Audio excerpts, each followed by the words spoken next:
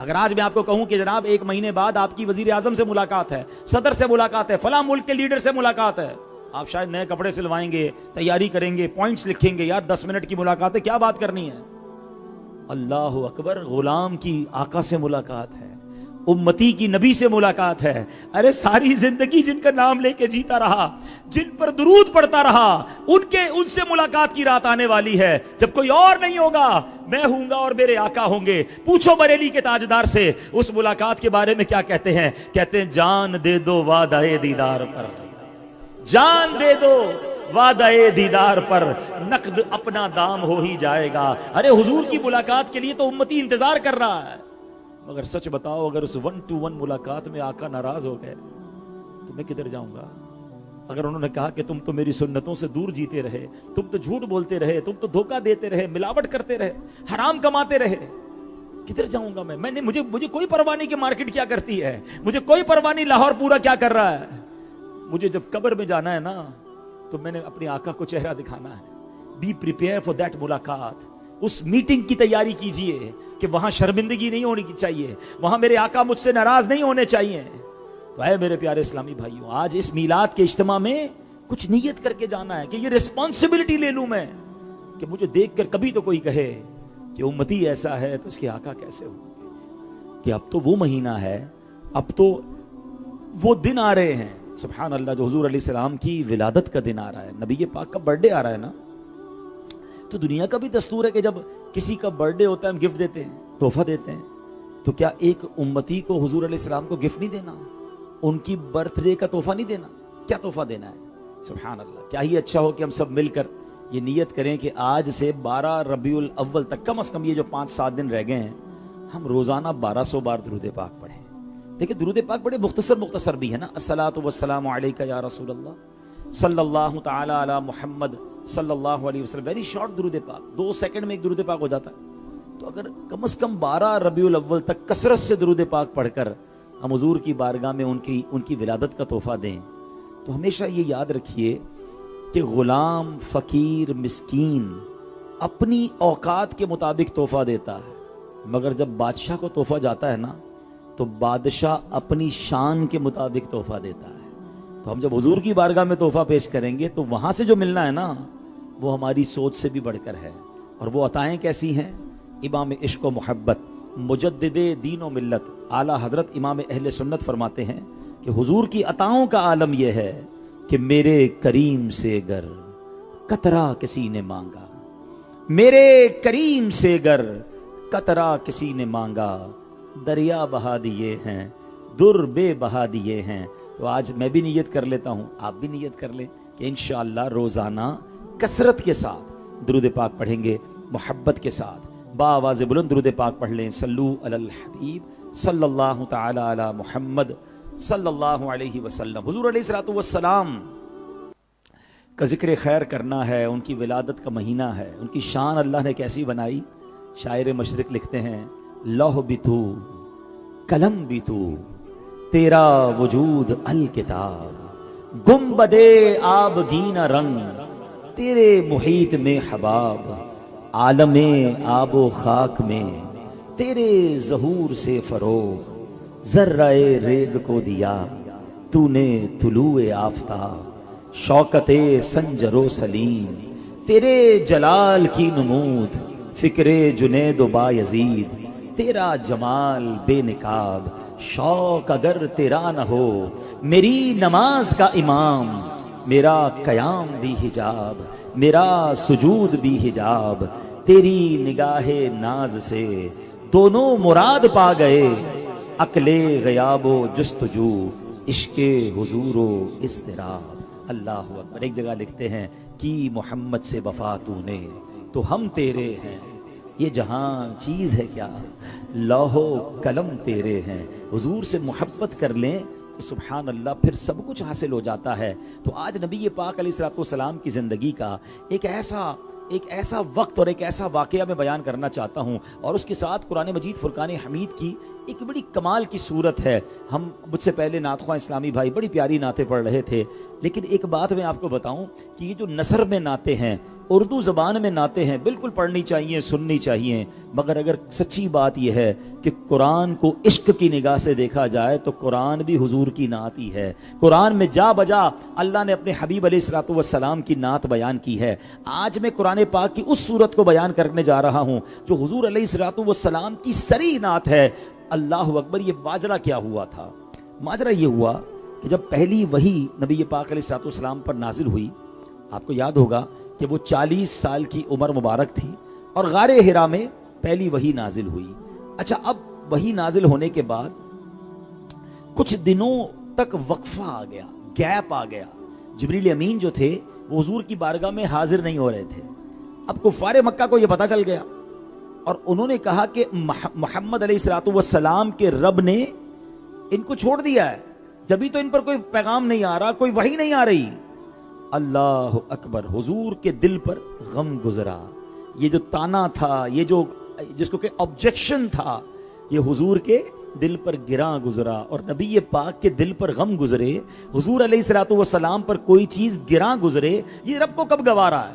تو سبحان اللہ، اعتراض نبی پاک پر تھا مگر جب جواب رب قرآن میں دے رہا ہے۔ اب ذرا سورت سنیے گا قرآن کی، کئی بار سنی ہوگی مگر شاید اس انداز سے سورت کو، اس کے ترجمے کو اور اس کی تفصیل کو آپ سنیں گے تو انشاءاللہ ایمان تازہ ہو جائے گا۔ میں چاہوں گا کہ آپ سب کی توجہ میری طرف رہے، جو مجھے لائیو سن رہے ہیں وہ بھی کچھ دیر کے لیے کام کاج چھوڑ کر توجہ سے قرآن پاک کی سورت کو، اس تفسیر کو سنیں اور ایمان کو تازہ کریں کہ اللہ کے حبیب علیہ الصلوۃ والسلام کی شان رب میں، قرآن میں رب کیسے بیان فرما رہا ہے۔ اب ذرا ایک بات پہلے سمجھیے گا، اسلوب دیکھیے گا، the beautiful style of this سورہ۔ آپ کے گھر میں کوئی بچہ غمزدہ ہو، کوئی بچہ ہو، کوئی چھوٹا بھائی ہو، تکلیف میں ہو، تو جب آپ اس کے پاس اس کی تکلیف کو دور کرنے، اس کی دل جوئی کرنے جاتے ہیں تو پہلے آپ اس کی تعریف کرتے ہیں، پہلے اس کے لیے کوئی اچھی باتیں کرتے ہیں تاکہ اس کا دل ہلکا ہو جائے۔ سبحان اللہ! قرآن اس سورت کی ابتدا کیسے کر رہا ہے؟ بسم اللہ الرحمن الرحیم، والضحیٰ واللیل اذا سجا۔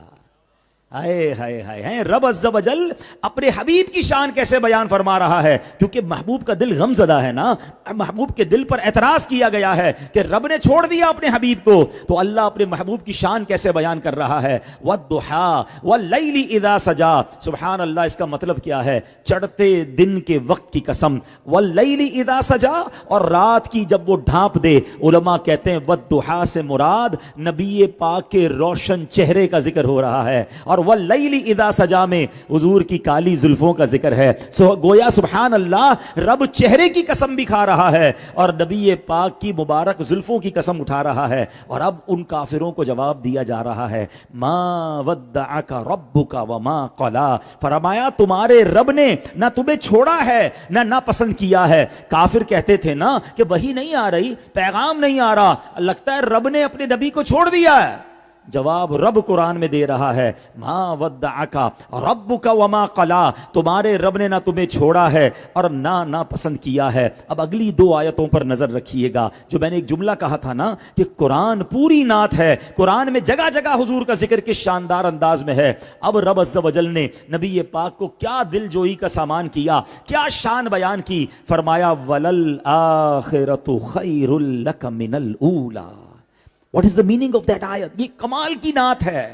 اللہ فرماتا ہے بے شک اور بے شک تمہارے لیے ہر پچھلی گھڑی پہلی سے بہتر ہے۔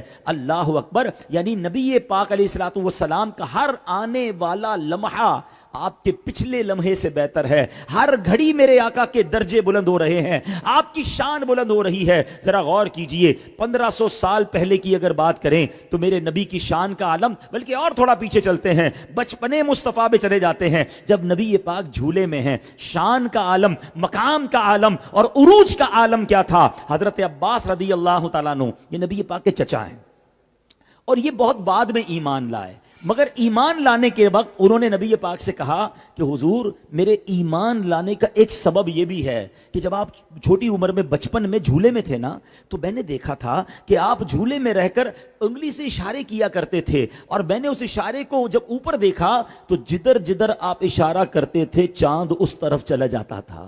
یعنی آپ کے اشارے سے یا رسول اللہ میں نے چاند کو حرکت کرتے دیکھا۔ اب ایک اور امیزنگ کوسچن ہے، آپ میں سے بہت سارے، ہم سب ایسے بھی ہیں، ہمارے چچا ہمارے انکل یہاں ہوتے ہیں بڑی عمر کے، وہ آ کر ہمیں بتاتے ہیں بیٹا تم بچپن میں ایسا کرتے تھے۔ تو ہم کہتے ہیں کرتے ہوں گے، ہمیں تو یاد نہیں ہے، مجھے تو یاد نہیں جھولے میں کیا کرتا تھا، بچپن میں کیا کرتا تھا، ہمارے بزرگ آ کے بتاتے تھے۔ مگر شان مصطفیٰ صلی اللہ تعالی علیہ وسلم دیکھیے، جب حضرت عباس نے کہا کہ اے میرے بھتیجے میں آپ پر ایمان لایا، اس کی ایک وجہ یہ ہے کہ جب آپ جھولے میں ہوتے تھے جدھر اشارہ فرماتے ادھر چاند چلے جاتا۔ نبی پاک نے یہ نہ کہا کہ چچا جان مجھے کیا پتا بچپن میں کیا معاملات تھے، حضور فرماتے تھے ہاں میرے چچا میں چاند سے باتیں کرتا تھا، چاند مجھ سے باتیں کرتا تھا، اور میں چاند کے رب کی بارگاہ میں سجدہ کرنے کی آواز کو سنا کرتا تھا۔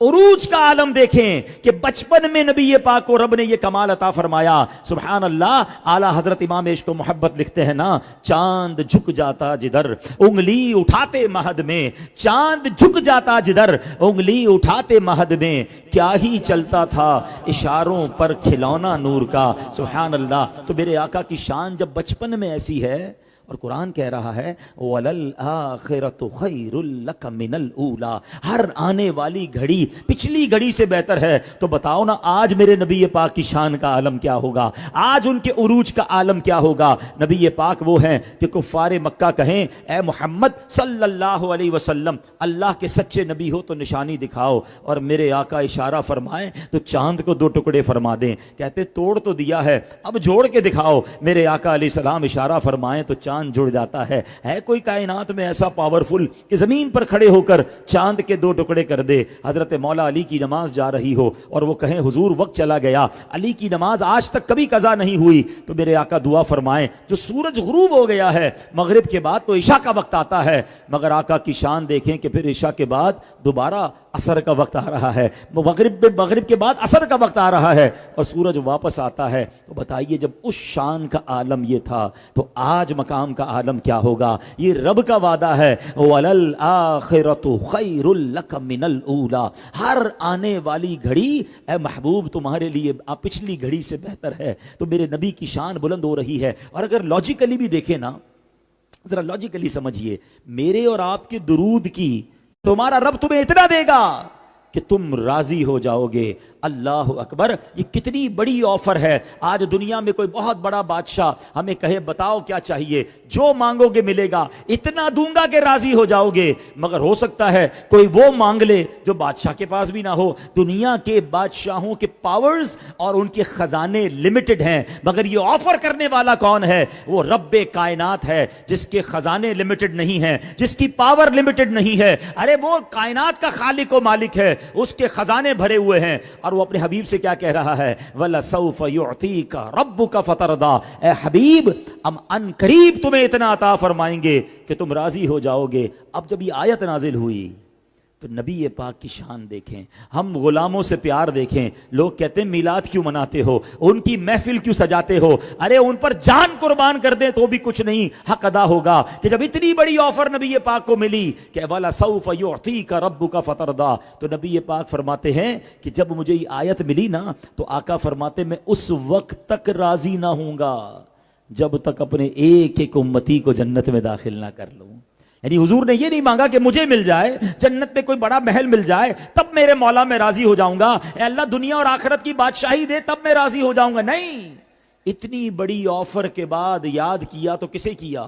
ہم گناہگاروں کا یاد کیا کہ اپنے ایک ایک امتی کو جنت میں داخل کروا لوں۔ تو پھر کیوں نہ نبی پاک سے پیار کریں؟ سیدی اعلیٰ حضرت کہتے ہیں نا، جو نہ بھولا ہم غریبوں کو رضا، جو نہ بھولا ہم غریبوں کو رضا، یاد اس کی اپنی عادت کیجئے۔ تو ہمیں تو خود نبی پاک سے اتنا پیار ہونا چاہیے اور ان پر سب کچھ نچھاور ہونا چاہیے جو اللہ کے حبیب دنیا میں تشریف لائے تو ہمیں نہ بھولے، اور آخرت میں بھی قیامت کے دن بھی امتیوں کو تلاش کر کر کے انشاءاللہ شفاعت کر کے جنت میں لے جائیں گے۔ نبی پاک کی ایک اور حدیث پاک ہے تاکہ مزید اندازہ ہو کہ شفاعت کتنی بڑی نعمت ہے۔ آقا علیہ السلام فرماتے ہیں مجھے آفر دی گئی، آپشن دیا گیا، حدیث کا خلاصہ ہے کہ یا تو تمہاری آدھی امت کو جنت میں داخل کر دیا جائے ہیں یا آپ کو شفاعت دے دی جائے۔ کتنی بڑی آفر تھی۔ حضور علیہ السلام فرماتے ہیں میں نے شفاعت کو لے لیا کیونکہ شفاعت میں زیادہ وسعت ہے۔ گویا میرے آقا علیہ السلام انشاءاللہ اپنے ہر امتی کی شفاعت فرما کر اسے جنت میں لے جائیں گے۔ تو اے میرے پیارے اسلامی بھائیوں، یہ قرآن میں رب عز و جل نے اپنے حبیب کی نعت، اپنے حبیب کی شان بیان کی۔ اب اگلی آیتوں میں ہمارے لیے میسج ہے، اب اگلی آیتوں میں ہمارے لیے پیغام بھی ہے۔ اللہ فرماتا ہے قرآن میں، کیا فرمایا ذرا غور سے سنیے گا۔ رب فرماتا ہے الم یجدک یتیما فآوی ووجدک ضالا فہدی ووجدک عائلا فاغنی۔ فرمایا کیا اس نے تمہیں یتیم نہ پایا پھر جگہ دی، اور اس نے تمہیں اپنی محبت میں گم پایا تو اپنی طرف راہ دی، اور اس نے تمہیں حاجت مند پایا تو غنی کر دیا۔ رب نے اپنے حبیب علیہ السلام پر جو احسانات فرمائے اس کا ذکر کس پیارے انداز میں کیا، اور اب اپنے حبیب علیہ السلام کو کچھ میسج دیا جا رہا ہے، انسٹرکشنز دی جا رہی ہیں، اور ان کے صدقے ہمیں بھی پیغام مل رہا ہے۔ قرآن کہتا ہے فَأَمَّا الْيَتِيمَ فَلَا تَقْهَرْ، تو کسی بھی صورت یتیم پر سختی نہ کرو، وَأَمَّا السَّائِلَ فَلَا تَنْهَرْ، اور کسی بھی صورت مانگنے والے کو نہ جھڑکو۔ اب یہ میں نے اور آپ نے سیکھنا ہے۔ پہلے تو اس بات پر آتے ہیں کہ ایسی شان سن کر کیا پراؤڈ فیل نہیں ہوتا، کیا فخر فیل نہیں ہوتا کہ اللہ کے حبیب علیہ السلام نے، اللہ نے ہمیں کیسے آقا علیہ السلام دیے، کیسے نبی کا امتی بنایا۔ آپ کو امیجنیشن ہے کہ ہم پر جتنے ہم لوگ یہاں بیٹھے ہیں، جو مجھے لائیو بھی سن رہے ہیں، ہم پر سب سے بڑا انعام کیا ملا ہے رب کی طرف سے؟ سب سے بڑا احسان کیا ہوا مجھ پر اور آپ پر؟ وہ یہ احسان ہوا کہ ہمیں رب نے مسلمان بنایا۔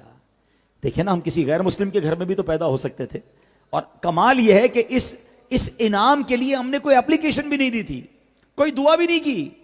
کون ہے ہم میں سے جس نے پیدا ہونے سے پہلے اللہ کی بارگاہ میں عرض کیا تھا مولا مسلمان بنانا؟ رب نے مسلمان بنایا اور بن مانگے بنایا۔ اچھا، ایک اور مہربانی کیا ہوئی؟ چلو مسلمان تو بنا دیا، اللہ کا احسان، وہ کسی اور نبی کا امتی بنا دیتا، حضرت موسیٰ کے امتی ہو جاتے، ہم حضرت عیسیٰ کے دور میں پیدا ہو جاتے۔ مگر اللہ کریم نے ہمیں اپنے آخری نبی، وہ بھی نبیوں کے سردار صلی اللہ تعالیٰ علیہ وسلم کا امتی بنایا۔ And you want to know کہ کتنی بڑی مہربانی ہوئی ہے۔ حضرت موسیٰ علیہ نبینا علیہ السلام نے ایک بار اللہ کی بارگاہ میں عرض کی کہ اے اللہ مجھے تیرے آخری نبی کا امتی بنا دے۔ حضرت موسیٰ کون ہے؟ کلیم اللہ، مگر وہ تمنا کر رہے ہیں، اور مجھ جیسے گناہگار کو، ہم سب کو اتنی بڑی ہم پر مہربانی ہو گئی کہ ہمیں بن مانگے اللہ نے اپنے آخری نبی کا امتی بنایا۔ اب بتائیے، اتنی بڑی مہربانی ہو تو ہماری بھی تو کوئی رسپانسبلٹی بنتی ہے نا، ہماری بھی تو کوئی ذمہ داری بنتی ہے۔ سبحان اللہ۔ تو علماء نے بڑی پیاری بات فرمائی کہ اللہ کریم نے اپنے حبیب کو رحمت للعالمین بنایا، تو اب امتی ہونے کا تقاضا یہ ہے کہ ہم بھی سبحان اللہ شریعت کے دائرے میں رہ کر تمام مخلوق پر رحم اور شفقت کریں۔ رحمت للعالمین کا امتی بھی تو رحم دل ہونا۔ اچھا، علماء نے بڑی کمال کی بات فرمائی کہ جناب رحم دلی کتنی ہونی چاہیے۔ پہلے ایک بات سنیے گا، علامہ حضرت ابو موسیٰ اشعری رحمۃ اللہ تعالی سے روایت ہے، بیٹا اگر آپ بیٹھ جائیں نا تو ذرا ایزی ہو جائے گا۔ حضرت ابو موسیٰ اشعری رحمۃ اللہ تعالی سے روایت ہے کہ دو جہاں کے تاجدار صلی اللہ علیہ وسلم نے فرمایا لا تدخلوا الجنت حتی تراحموا، یعنی تم اس وقت تک جنت میں داخل نہیں ہو سکتے جب تک آپس میں رحم دل نہ ہو جاؤ۔ جنت میں جانا ہے نا، تو جنت میں جانے کے لیے کنڈیشن کیا ہے؟ اس وقت تک جنت میں داخل نہیں ہو سکتے جب تک آپس میں رحم دل نہیں ہو جاؤ۔ تو صحابہ کرام نے عرض کی یا رسول اللہ کلنا رحیم، یعنی ہم تو سب رحم کرنے والے ہیں۔ فرمایا مطلب یہ نہیں کہ کوئی دوست تم پر رحم کرے، بلکہ اس سے مراد رحمت عامہ ہے، یعنی تمام مخلوق، انسان، جانور، مکھی، چیونٹی، سب کے لیے رحم دل ہو جاؤ۔ تو کیا ہم رحم دل ہیں؟ ہم نرم ہیں، مگر اپنے دوستوں کے لیے، اپنی فیملی کے لیے، اپنے کاروباری لنکس والوں کے لیے، کیا باقی مسلمانوں کے لیے نرم ہیں؟ کیا باقی انسانوں کے لیے نرم ہیں؟ کیا جانوروں کے لیے ہمارے دل میں رحم دلی ہے؟ غور کرنا ہے۔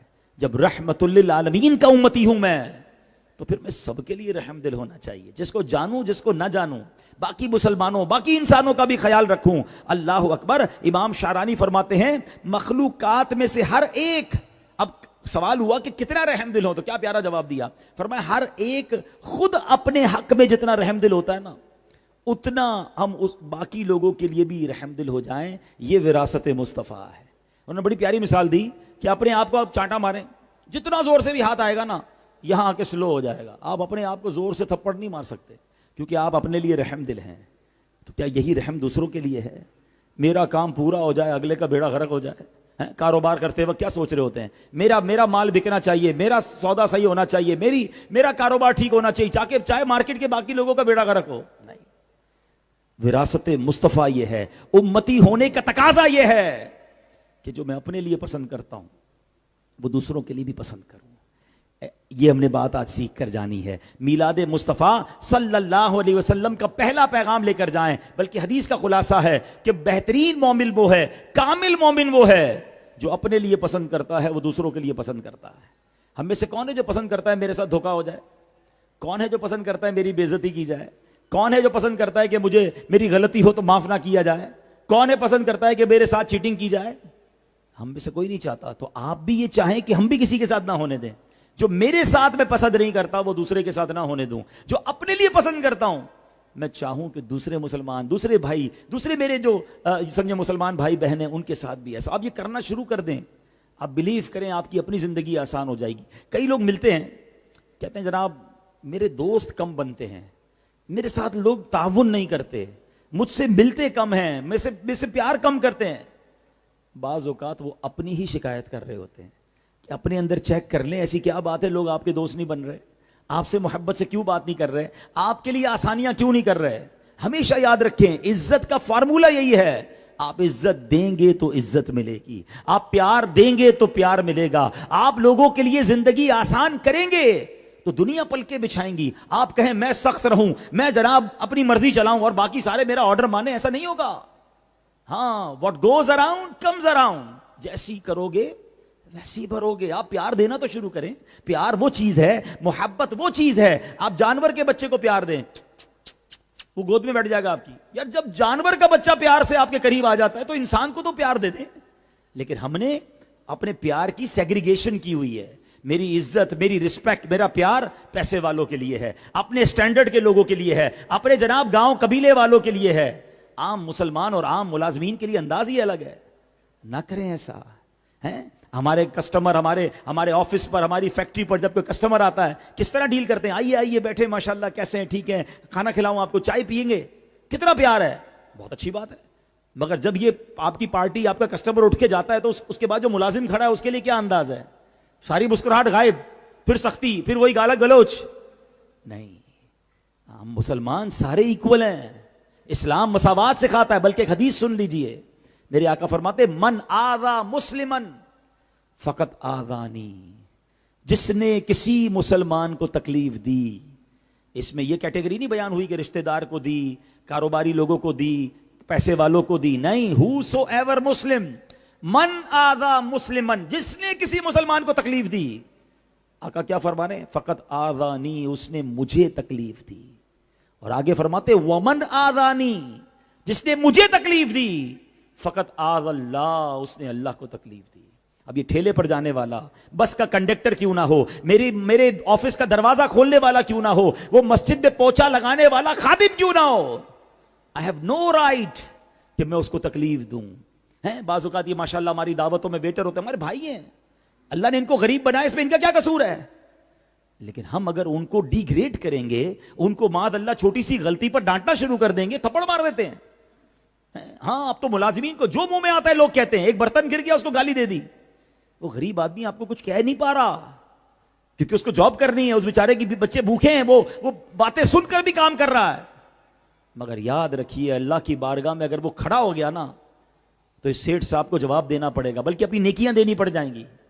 تو اے میرے پیارے اسلامی بھائیوں, جس رحمت للعالمین کے میں اور آپ مرید ہیں, وہ امتی ہیں, رسپانسبلٹی یہ ہے کہ ہم بھی رحم دل اور ہم بھی پیار کرنے والے بن جائیں. بلکہ اللہ اکبر, نبی پاک کی ایک اور حدیث یاد آ گئی مجھے. نبی پاک فرماتے ہیں جو رحم نہیں کرتا اس پر رحم نہیں کیا جائے گا, اور جو معاف نہیں کرتا اسے معاف نہیں کیا جائے گا. اب غور کر لیں, میں آج اپنی بیوی پر, اپنے رشتہ داروں پر, اپنے ملازمین پر, غریب لوگوں پر رحم نہیں کھاتا, جب غلطی کرتے چھوڑتا نہیں ان کو, تو پھر تیار ہو جاؤ کہ قیامت کے دن اگر مجھے بھی معاف نہیں کیا گیا, میری بھی پکڑ کر لی گئی, مجھ پر بھی رحم نہیں کیا گیا, تو میں کدھر جاؤں گا؟ تو آج کاش ہم یہ پیغام لے کر جائیں کہ سب کا بھلا, سب کی خیر, سب کے بھلے میں اپنی خیر. دوسروں کو بھلا سوچنا شروع کر دیں. نبی پاک رحمت للعالمین ہے نا.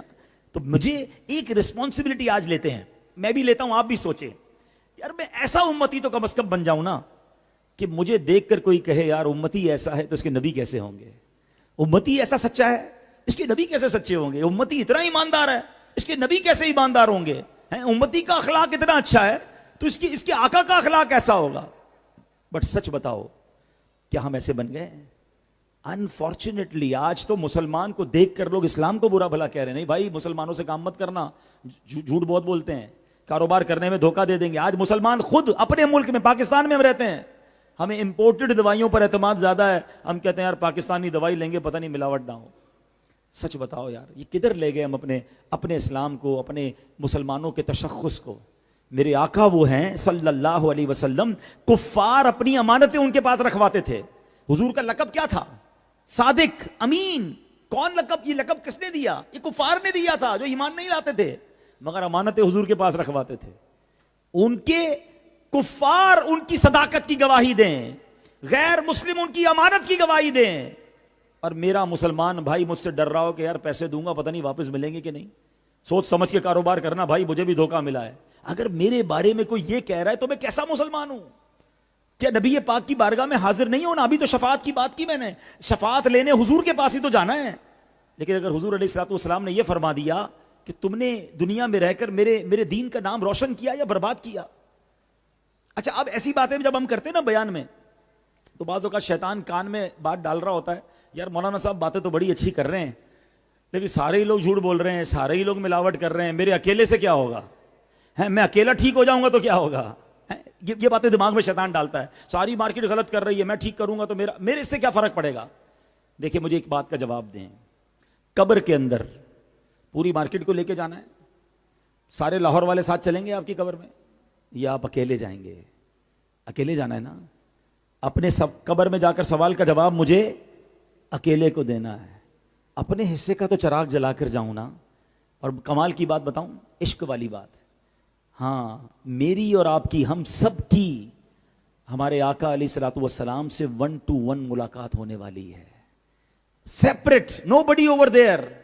اگر آج میں آپ کو کہوں کہ جناب 1 مہینے بعد آپ کی وزیر اعظم سے ملاقات ہے, صدر سے ملاقات ہے, فلاں ملک کے لیڈر سے ملاقات ہے, آپ شاید نئے کپڑے سلوائیں گے, تیاری کریں گے, پوائنٹس لکھیں گے, یار 10 منٹ کی ملاقات ہے, کیا بات کرنی ہے.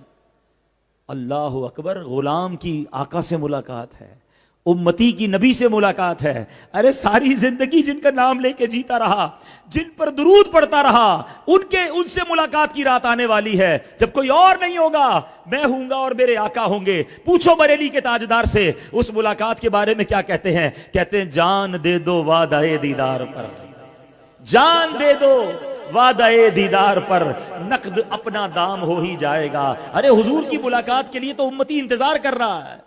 مگر سچ بتاؤ اگر اس 1 to 1 ملاقات میں آقا ناراض ہو گئے تو میں کدھر جاؤں گا.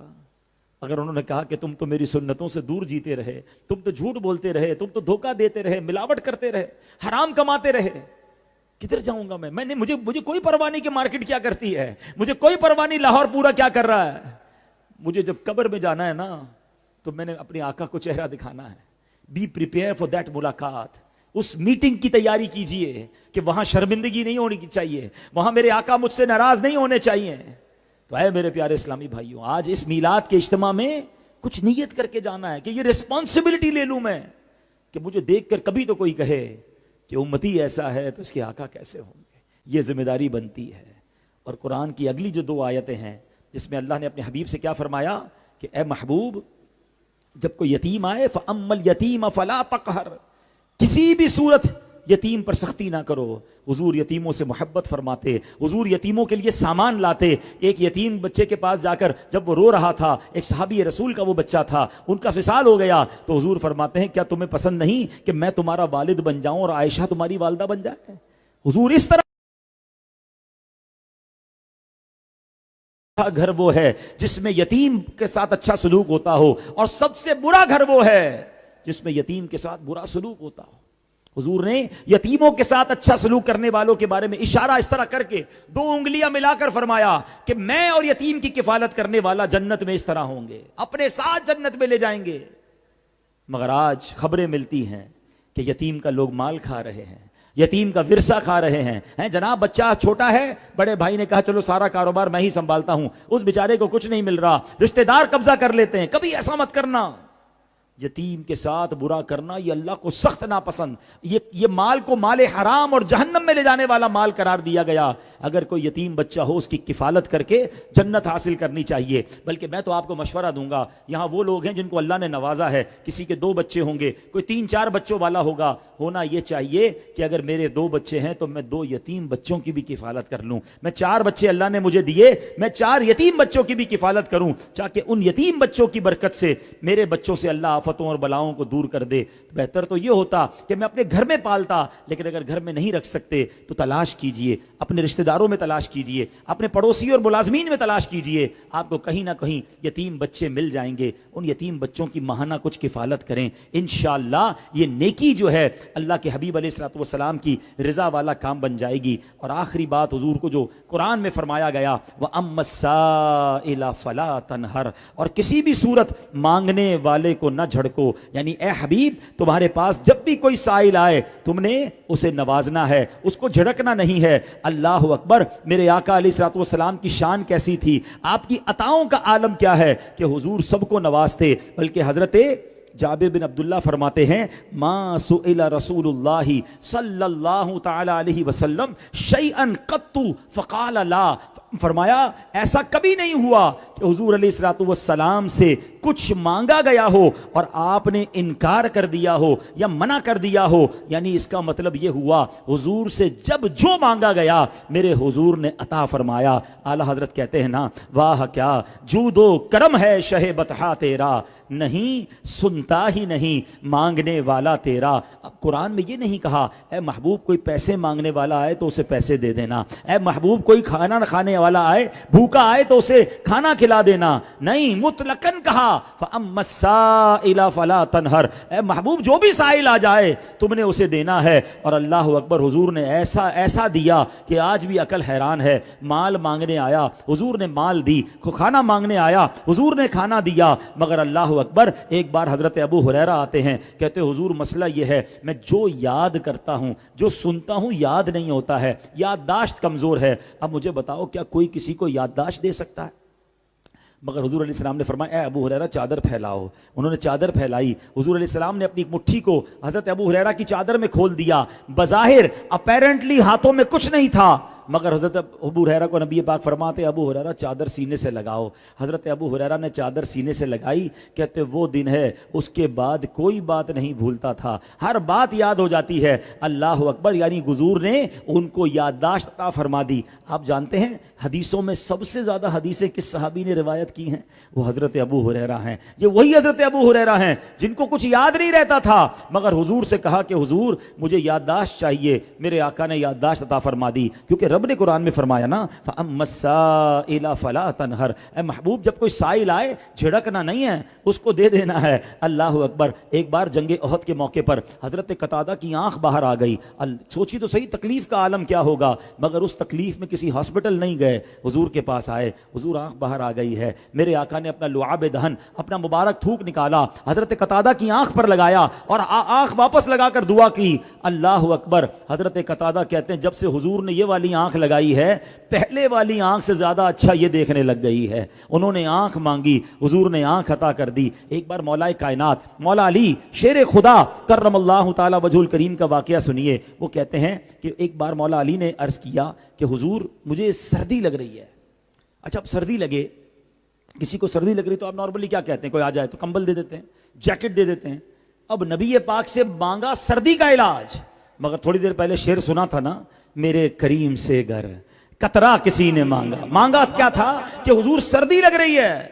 حضور کیا دیتے ہیں, دریا بہا دیے ہیں, دربے بہا دیے ہیں. میرے آقا نے دعا کی اللہ وقفہ الحر والبردا, اے اللہ علی کو سردی اور گرمی سے محفوظ فرما. اب جب یہ دعا مل گئی تو مولا علی کا عالم یہ تھا, نہ سردی میں سردی لگتی تھی نہ گرمی میں گرمی لگتی تھی. آپ گرمی میں گرم کپڑے پہنتے تھے, سردی میں لائٹ کپڑے پہنتے, مگر آپ کو موسم کا اثر نہیں ہوتا تھا. تو حضور سے جب جس نے جو مانگا میرے آقا نے عطا فرمایا. اور فرمایا کیا گیا, جھڑکنا نہیں ہے، سائل کو ڈانٹنا نہیں ہے۔ اب میرے اور آپ کے لیے میسج یہ ہے کہ اول تو کوشش یہ کرنی چاہیے کہ اگر ہمارے پاس کوئی مانگنے آئے، ہمارے پاس کوئی مدد کے لیے آئے، ہم اس کی مدد کریں۔ یہ اللہ نے آپ کو عطا کیا ہے کہ لوگ آپ کے پاس آ رہے ہیں، ایسے کئی لوگ ہیں جو بیچارے لوگوں کے پاس مدد لینے جاتے ہیں۔ اگر رب نے اس قابل بنایا ہے کہ لوگ آپ کے دروازے پر یا آپ کے پاس مدد مانگنے آ رہے ہیں تو یہ اللہ نے مقام دیا ہے نا، تو مدد کیا کریں۔ لیکن اگر آپ مدد نہیں کر سکتے یا نہیں کرنا چاہتے تو کم از کم ڈانٹے نہ، جھڑکے نہ، دل نہ توڑیں، ذلیل نہ کریں۔ پرابلم یہ ہے کہ بعض اوقات مدد کرنی نہیں ہوتی مگر ساتھ ساتھ اس کا دل بھی توڑتے ہیں، اسے ذلیل بھی کرتے ہیں۔ نہیں میرے پیارے اسلامی بھائیوں، رب نے قرآن میں اپنے حبیب سے فرمایا سائل کو جھڑکنا نہیں ہے، تو آج ہم نے بھی یہ سیکھنا ہے کہ ہم بھی کسی سائل کو جھڑکے نہ، نہیں دے سکتے معذرت کر لیں، میں معافی چاہتا ہوں، میں آپ کی فی الحال مدد نہیں کر سکتا، اللہ آپ کی مشکل آسان کر دے۔ پیار سے بھی تو بات کی جا سکتی ہے۔ پتہ چلا مدد بھی نہ کی، دل بھی توڑ دیا اور اس کا دل ٹوٹ گیا تو کہیں رب مجھ سے ناراض نہ ہو جائے۔ تو اے میرے پیارے اسلامی بھائیوں، بہت مختصر وقت میں نے قرآن کی ایک سورت، اس کی چند آیتیں اور اس کا ترجمہ اور تفسیر آپ کے سامنے پیش کی ہے۔ ٹرائی ٹو امیجن کہ اللہ نے اپنے حبیب کی شان کیسے بیان کی قرآن میں، اور ہمارے لیے کتنے بڑے بڑے اسباق موجود ہیں۔ اب میں ایک اور بات یہ کرنا چاہوں گا، جب قرآن کی چند آیتوں میں اتنا میسج موجود ہے تو پورے قرآن کی رحمتوں کا عالم کیا ہوگا، پورے قرآن کی برکتوں کا عالم کیا ہوگا۔ اب غور کرنا ہے کہ میری قرآن سے دوستی کتنی ہے، میں قرآن کتنا پڑھنا جانتا ہوں۔ افسوس یہ ہے آج دنیا بھر کی بحثیں کروا لیں، آج ڈیزل کا ریٹ کیا ہوا، پیٹرول کا ریٹ کیا ہوا، انٹرنیشنل مارکیٹ میں کیا ہو رہا ہے، کون سی جنگ کہاں ہو رہی ہے، اچھا جناب ڈالر اور گولڈ کا ریٹ کیا ہے، اس پر بحث کرنے کے لیے ٹائم ہے، مگر جو بیسکس ہیں، ارے مسلمان کو پہلے قرآن تو پڑھنا آنا چاہیے، اور قرآن میں رب نے ہمارے لیے کیا کیا پیغام دیا ہے اس کے لیے ہم ٹائم نہیں نکالتے۔ تو اے میرے پیارے اسلامی بھائیوں، اس میلاد کے مہینے میں ایک اور نیت کر لیں کہ انشاءاللہ روزانہ کچھ نہ کچھ میں قرآن پڑھوں گا۔ قرآن سے دوستی کر لیجئے، زندگی آسان ہو جائے گی۔ حدیث پاک میں آتا ہے وہ دل ویران ہے جس میں کچھ قرآن نہیں ہے۔ چیک کریں میرے سینے میں کتنا قرآن ہے، کتنا اچھا وہ گھر ہے جس گھر میں روز قرآن کی تلاوت ہوتی ہے۔ تو خود بھی قرآن پڑھیں، اپنے بچوں کو پڑھائیں، اور پھر اس کا ترجمہ اور تفسیر بھی پڑھیں۔ اب تو دعوت اسلامی نے بڑی آسانی کر دی ہے۔ میں چاہوں گا اپنے موبائل کو اگر نکال کر میں آپ کو ایک نام بتاؤں گا اپلیکیشن کا، اس اپلیکیشن کا نام ہی تفسیر قرآن صراط الجنان ہے، اور فری آپ ڈاؤن لوڈ کر لیں۔ پورا قرآن اس میں موجود، اردو ترجمہ موجود، پوری قرآن کی اردو تفسیر موجود، اور مزے کی بات ہے اس میں آڈیو بھی موجود۔ آپ سمجھتے ہیں یار پڑھنے میں سستی ہو رہی ہے، روز 10 منٹ سن لیں، قرآن کی تلاوت بھی سن لیں گے، ترجمہ بھی سن لیں گے، تفسیر بھی سن لیں گے، تو کتنا اچھا ہوگا کہ میں رب کے قرآن کو تو سنوں اور انڈرسٹینڈ کروں۔